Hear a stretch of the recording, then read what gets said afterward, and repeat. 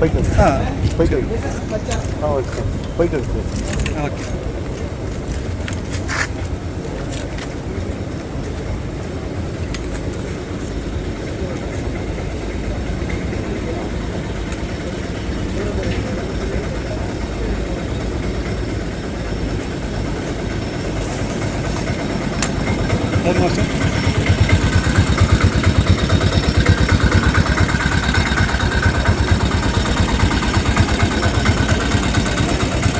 நாங்கள் தாவேகாவில் எங்களை மதம் என்கின்ற மமதை பிடித்த ஒரு சக்தி அதை முழுவதுமாக ஒழித்த ஒரு முதலமைச்சர், ஒரு புரட்சியாளரே என்று சொல்லலாம். ஜாதி இல்லை, யார் கேண்டிடேட் தெரியாது, யார் மினிஸ்டர் புரியாது, யாருன்னு தெரியாது, எந்த ஜாதிக்கு யார் ஓட்டு போட்டாங்க என்கிற காலங்களை எல்லாம் தூக்கி எறிந்து மதத்தையும் ஜாதியையும் நம்பி பிழைத்தவர்களை எல்லாம் பின்னுக்கு தள்ளி ஒரு மாபெரும் வெற்றியை கொடுத்து தமிழகத்தை ஆண்டு கொண்டிருக்கின்ற, நல்லாட்சி நடத்தி கொண்டிருக்கின்ற மாண்புமிகு முதல்வர் புரட்சி தளபதி அவர்கள் முன்னிலையிலே எங்களை நாங்கள் ஐக்கியப்படுத்திக் கொண்டோம். கழகத்திலே தாவேகாவிலே இணைந்துள்ளோம் என்கின்ற மகிழ்ச்சியான செய்தியை தெரிவித்துக் கொள்கிறேன். என்னன்னா, உங்கள்கிட்ட சொல்லணும்னா உள்ள போன பின்னாடி எங்கேயா ஏடிஎம்கே ஆஃபீஸுக்கு வந்துட்டோமோன்ற மாதிரி இருந்துச்சு. ஏன்னா 95% பார்த்தீங்கன்னா அனைத்து இந்திய அண்ணா திராவிட முன்னேற்ற கழகத்தினுடைய அனைத்து இந்திய அண்ணா திராவிட முன்னேற்ற கழகத்தினுடைய முன்னாள் அமைச்சர்கள், முன்னாள் நாடாளுமன்ற உறுப்பினர்கள், முன்னாள் சட்டமன்ற உறுப்பினர்கள் என பலரை பார்க்க முடிந்தது. அதில் விஜயதரணி அவர்கள் பாஜகவில் இருந்து வந்தவர்கள். அதை விட்டால் ஜெகத் ரட்சகனுடைய சன்னு கூட வந்திருந்தார் திராவிட முன்னேற்ற கழகத்திலிருந்து. உங்களுக்கு இப்போ நான் உங்களை மீட் பண்ணி ஒரு முக்கியமான பிரச்சனையை யாரும் சொல்லாத சொல்ல போறேன். என்னன்னா, அசம்பிளியில கை காமிச்சாரு முதலமைச்சர், இப்படி கையை காமிச்சாரு அசம்பிளியில், தவறு. இது டைரக்டர் யாரு? இப்ப இருக்க சபாநாயகர் ஜேசிடி பிரபாகரன் அண்ணனா அப்படின்னு அருமைக்குரிய உதயநிதி ஸ்டாலின் அவர்கள் கேட்கிறார்கள். தனையன் தந்தையிடத்திலே ஆலோசனை பெறுவதிலே தவறில்லை. இதே சட்டமன்றத்தில் அடித்து நொறுக்கி சபாநாயகர் சேரை ரான்சாக்டு என்று இந்தியா முழுவதும் ஆங்கில தொலைக்காட்சிகளில் போய்கொண்டிருந்தது. அடிச்சு கம்ப்ளீட்டா நொறுக்கிட்டாங்க. தனபால் கையெல்லாம் ஆடுகிறது, நடுங்குகிறது உடல். ஆகவே அவ்வளவு பெரிய ரகலையை சட்டமன்றத்திலே செய்ததை முற்றிலுமாக மறந்து விட்டார்கள். இப்ப கையாட்டினத்துக்கு எத்தனையோ பேர் ஆடிக்கிட்டு கூச்சல் இட்டுக்கிட்டு, அவர் ஒரு தடவை தான் இப்ப கையாட்டினாரு, இவங்க 1000 தடவை அதை ஆடி சொல்லிக்கிட்டு இருக்காங்க. ஆகவே இதெல்லாம் வேதனைக்குரிய ஒரு செயலாக பார்க்க வேண்டிய சூழ்நிலை. விட்டுருங்க கொஞ்ச நாளைக்கு. இந்த ஆட்சி எப்படி நடக்குது என்னன்றத ஒரு 6 மாத காலம் புரட்சி தலைவி அம்மா அவர்கள் வெற்றி இழந்த பொழுது கூட அப்படித்தான் இருந்தார்கள். அதே போலத்தான் கலைஞர் அவர்களும் நடத்தினார்கள், தோல்வியை ஒப்புக்கொண்டார்கள். ஆனால் எப்படியாவது ஆட்சிக்கு வர வேண்டும் என்று பழனிசாமி, பாருங்கள், இப்ப உங்கள்கிட்ட பேசிட்டே இருக்கேன், நீங்க இந்த விஷுவல்லாம் முடிஞ்ச பின்னாடி போய் பாருங்க. அவர் என்ன பண்ணிட்டு இருப்பாரு தெரியுமா?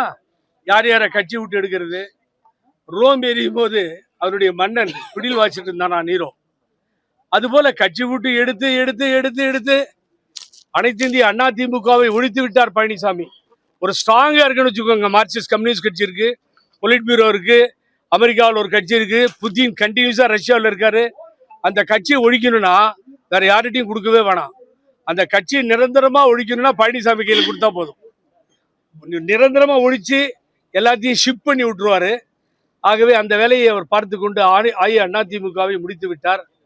ஆகவே இன்றையும் தந்தை பெரியாரை, பேரறிஞர் அண்ணாவை, புரட்சி தலைவர் எம்ஜிஆரை, அம்மாவை கொண்டாடுகின்ற மாபெரும் இந்த சக்தியை, தமிழக முதல்வரை நாங்கள் சந்தித்து இணைந்தோம். ஏற்பாட்டை மாண்புமிகு அமைச்சர் புசி ஆனந்த் அவர்களும் வெங்கட்ராமன் அவர்களும் உடன் இருந்தார்கள் அமைச்சர்கள். இதை வேற ஏதாவது கேட்கறதுன்னா நீங்க கேட்கலாம், நான் பதில் சொல்ல தயாரா இருக்கு, ஒன்றும் பிரச்சனையே இல்லை. இதுதான் இன்றைய. ரொம்ப நன்றிங்க. மாற்று கட்சியிலிருந்து வந்து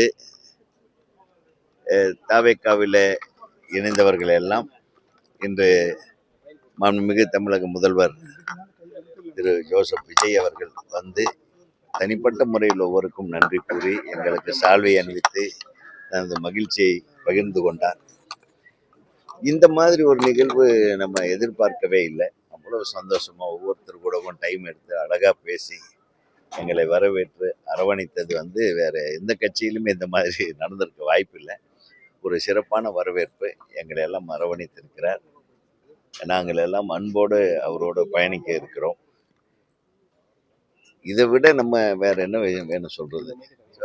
ஏதாவது எத்தனையோ அரசியல்வாதிகளை பார்த்து இவர் அரசியல்வாதி மாதிரி இல்லை, எங்க குடும்பத்தில் ஒருத்தர் மாதிரி வந்து அப்படியே பக்கத்துல நின்று அன்பா தன்னுடைய நாங்க ஆதரவு கொடுத்ததுக்கெல்லாம் அன்பா அதுக்கு வந்து ஒரு நன்றி உணர்வோடு எங்களுக்கு சால்வையை போட்டு என்னங்க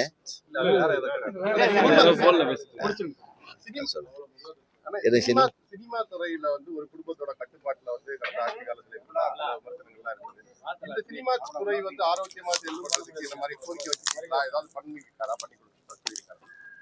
அது திரையுலகம் சார்பில் வந்து நாங்கள் ஒரு கோரிக்கை வைப்போம். அது வந்து நான் தனிப்பட்ட முறையில் வைக்க முடியாது. ஏன்னா நான் வந்து சினிமா துறையை சேர்ந்தவனாக இருந்தாலும் நான் வந்து அரசியல்னு வந்துட்டா நான் பப்ளிக்கில் ஒருத்தன், அவ்வளோதான்.